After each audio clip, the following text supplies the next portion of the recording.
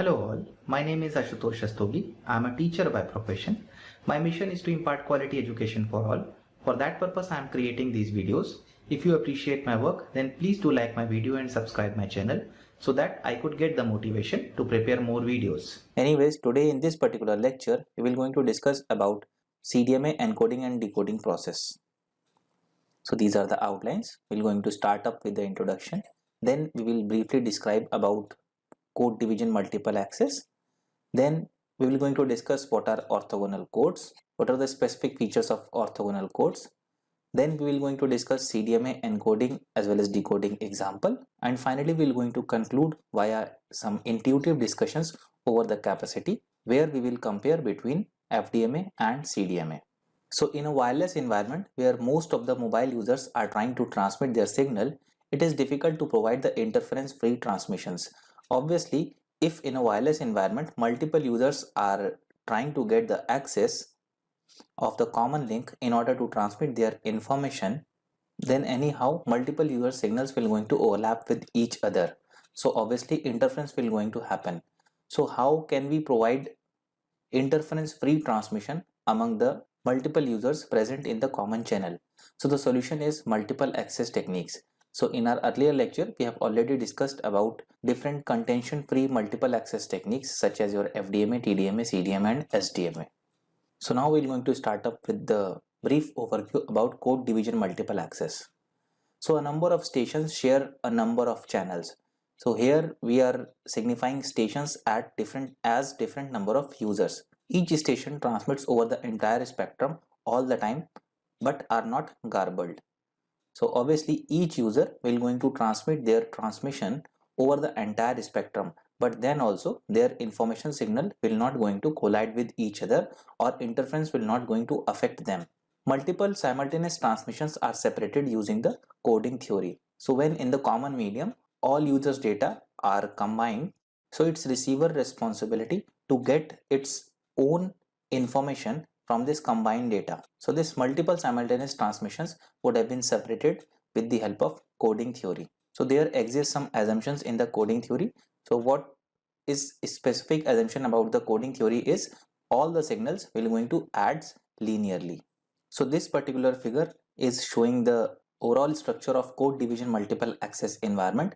We have mentioned that we can divide our channel into different signal dimensions in order to avoid the interference, and those dimensions are your time, frequency as well as code. So from this figure it is quite clear that we have divided our channel in terms of different codes. So I mean channel 1 is having different code, channel 2 is having different code, channel 3 is having different code, and similarly up to n channel all the users will going to have different codes. But keep in mind that all of them will going to use the same frequency as well as the time slot. So here one should keep in mind that in this spread spectrum multiple access technique, each of the station, or you could say that each of the individual user would have been assigned a unique PN code which are orthogonal to each other. So the key idea in the CDMA system is if multiple users are exploiting orthogonal codes to encode their information, then their signal will not going to garble up, although they will going to interfere with each other. So basically coding theory provides us the basis to fetch the information signal back from the interfered noise-like signal. So now we're going to discuss orthogonal codes since they are very important, and we had already discussed that if multiple users are going to use orthogonal codes, then only their information signal will not going to garble, and with the help of coding theory we are in a state to separate individual users information signal back from that interfered signal. So each station has unique m-bit chipping code S or S bar. Since CDMA system is the example of your direct sequence spread spectrum systems where we are actually using m-bit chipping code in order to encode any user's data. So here also each user is having the m-bit chipping codes which would have been designated as S or S bar, and S and S bar nothing but they are the combination of ones and zeros. So here this S bar is representing the complement of S. So point is any user can have the unique chipping sequence code that is S or its complement. So bipolar notation, in bipolar notation we will going to represent our coded sequence as binary 0 would have been represented by -1 and binary 1 would have been represented as +1. So the two specific codes or chips, that is here we are signifying as S and T, they are representing two different chips. They are orthogonal if and only if the product of S and T will be equal to 0. And how this product S into T would have been defined as, it is the inner scalar product and it has been defined as S into T is equal to 1 over M summation starts from 1 to M Si into Ti. So here individual terms will get multiplied with each other, and when we're going to take the sum over a time period, then that inner scalar product will be equal to 0 if they are orthogonal to each other. Please keep in mind that inner product multiplication of same code will going to gives us 1, and the inner product of individual code and its complement will going to give us -1. Since we had already described that S is notifying any chipping sequence and S bar is representing its complement. So another important point to note that is S dot T will be equal to 0, or you could say that the inner product of S and T bar, here T bar is representing the complement of another user's chipping sequence code T, that will also equal to 0. Obviously, if S is not equal to T. If we want to provide certain summary about the orthogonal codes, then we can define orthogonal codes such as, we will basically going to multiply these codes element by element, and then we will going to take up the sum over the specified time interval, and that summation would lead to equal to 0. In that case, we will going to say that these codes are orthogonal to each other. So now this particular figure is showing the CDMA encoding process. So here we will be having 4 different users, user 1, user 2, user 3 and user 4, and they will be having data bits that they want to transmit. User 1 is having the data bit D1 and user 2 is having the data bit D2, user 3 is having the data bit D3, and in the similar manner user 4 is having the data bit D4. In the similar manner, all these users, user 1, user 2, user 3 and user 4, having their own chipping sequence which would have been designated as C1, C2, C3 and C4 respectively. So how they will going to encode their own information with the help of their own chipping sequence is, they will going to multiply their data bits with their own chipping sequence. So all these users will going to apply the same process. User 1's encoded data would have been represented as D1C1 and users 2's encoded data would have been represented as D2.C2. In the similar manner, user 3's data would have been represented as D3C3 and user 4's data would have been represented as D4 times of C4. So in the common medium, we will be having the combined form of all users data as D1C1 plus D2C2 plus D3C3 plus D4C4.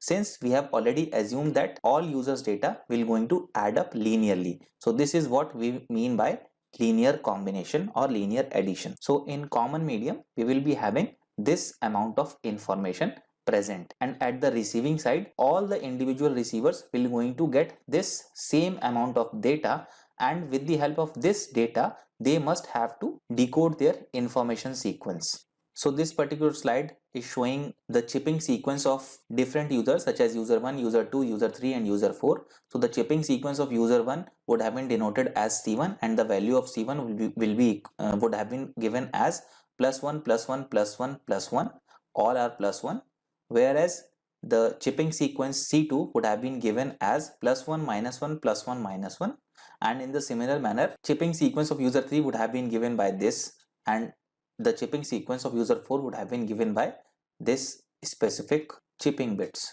So here data bit 0 would have been represented as -1 and data bit 1 would have been represented as 1, since we had already mentioned that we are using polar schemes.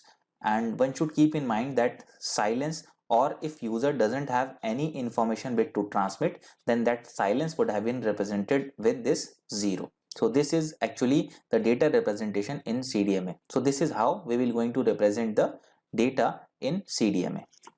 So this particular slide is showing that how we will going to share the common medium. So here all these stations or users, user 1, user 2, user 3 and user 4 will be having their own data bit that they want to transmit. That is, user 1 is having 0 bit to transmit, whereas user 2 is also having 0 bit to transmit. User 3 is silent or it doesn't have any data to transmit, whereas user 4 is having 1 bit to transmit. So obviously all those users will going to encode their information with their own chipping sequence, which would have been designated as C1 is the chipping sequence of user 1, C2 which is given as +1 -1 +1 -1, it is the PN sequence of user 2, and in the similar manner user 3 is having chipping code +1 +1 -1 -1, and user 4 is having the chipping sequence as +1 -1 -1 +1. So all of them will going to encode their information with their own chipping sequence. So as we had already mentioned that for bit 0 we will going to represent them with -1. So what will going to happen is we just simply going to multiply and we will going to get the information about D1 times of C1. So when this -1 will get multiplied with this +1, we will be having -1. In the similar manner, since all chipping sequences is having +1, when we will going to multiply it with -1, so the value of C1 D1 turns out to be -1 -1 -1 and -1. So in the similar manner, we will going to evaluate D2 times of C2 and you will get this particular outcome, that is -1 +1 -1 and +1. Then user 3's data would have been given as D3 times of C3 since it is silent or it is not at all transmitting any amount of information. So when 0 will get multiplied with this chipping coded sequence, we will be having this 0 0 0 0 as user 3's information, and in the similar manner user 4's data, whose data bit is +1, its encoded information would have been represented as +1 -1 -1 +1. So since we had already specified that all those data will going to adds up linearly, so in the common medium we will going to have this much amount of data, that is your -1 -1 -3 +1. So how we have actually get it?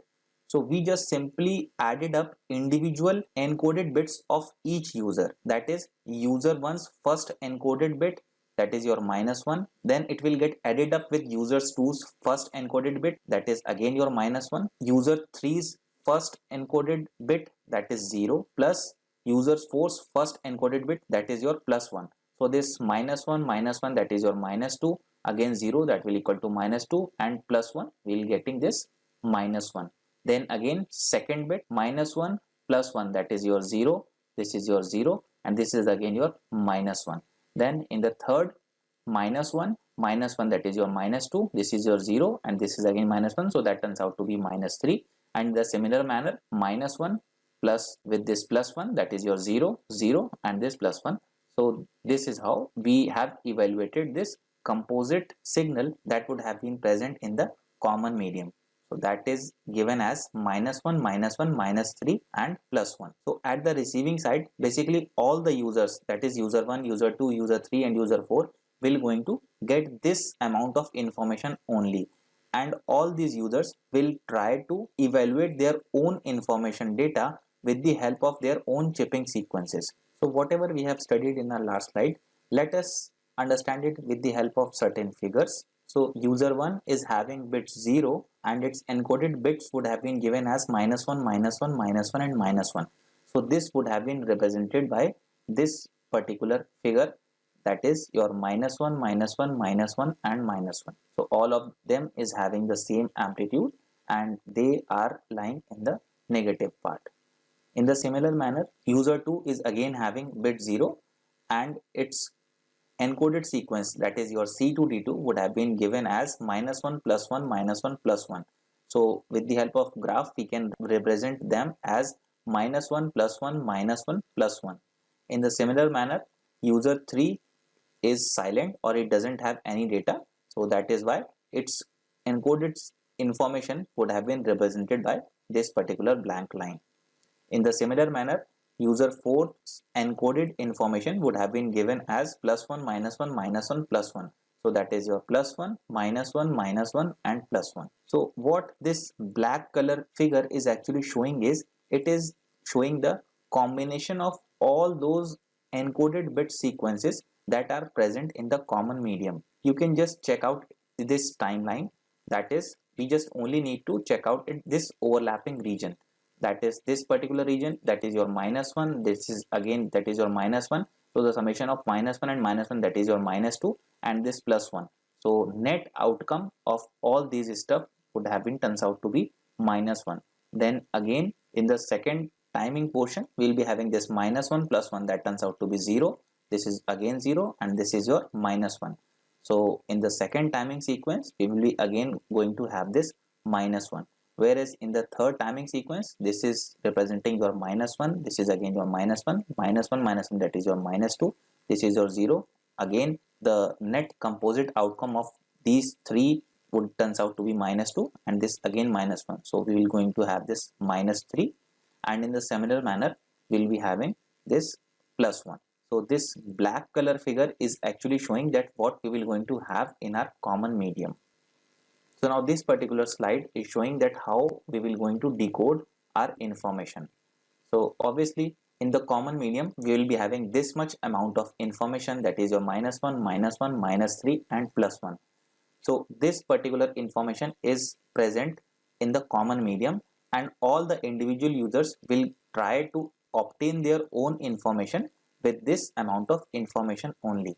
So obviously in this particular slide we had only shown how second station will going to decode its own information. Station 2's chipping code would have been given as +1, -1, +1 and -1. So this would have been represented by this particular figure, that is your +1, -1, +1, -1. Again what they will going to do is they will again going to find out inner product of its own chipping sequence with the common information that is present in the common medium. So what we will going to have is the inner product of this first duration is -1 into +1. We will be having this -1. Then again -1 into -1 we will be having this your +1. Then again -3 into +1 we will be having again -3, and then again +1 and -1 we will be having this -1. So when we will going to add up this complete combined information, that is your -1 +1 -3 and -1. So this -1 and this +1 that turns out to be 0, -3 and -1 that turns out to be -4. So when we will going to sum all those values, we will going to obtain this -4, and when we will going to take the average out, or we will going to divide in the number of chipping bits, that turns out to be -4 by 4, that turns out to be -1, which is indicating bit 0. Now we can conclude that station 2's transmitted information bit was bit 0. So this is how this decoding process will going to take place.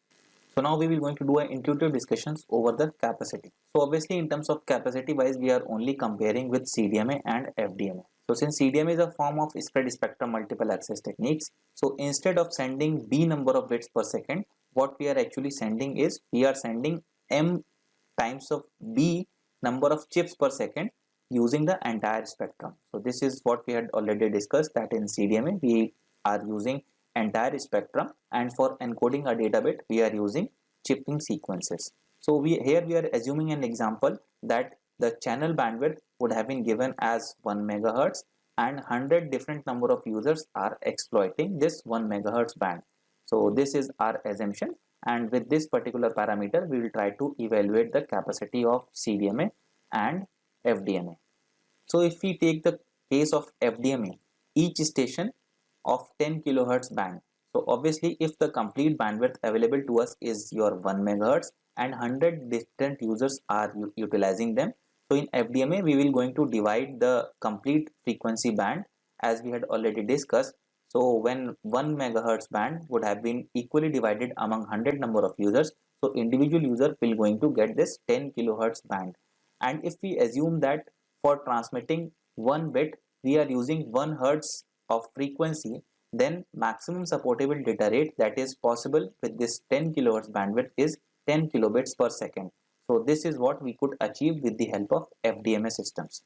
So in contrast with FDMA, if we will going to compare with your CDMA, so here each station uses the whole 1 megahertz band. Each and every users will going to have this bandwidth to transmit their own information. So less than 100 number of chips per channel, more than 10 kilobits per second data rate is possible. So what do we mean by this particular statement is, if individual users, in any case if any users chipping data or chipping sequences is less than 100 chips per user, then obviously in all the cases more than 10 kilobits per second data rate would have been possible. So in that essence, we could say that as long as we are utilizing lesser than 100 number of chips per user, the data rate of CDMA is much superior in comparison to your FDMA, or we could say that the capacity of CDMA is much higher in comparison to your FDMA. So hopefully you will get the idea about the encoding and decoding process of CDMA. In case of any doubt, you can ask me in the comment section. I will try to solve them as soon as possible. These are the references. Thank you very much for your patient hearing.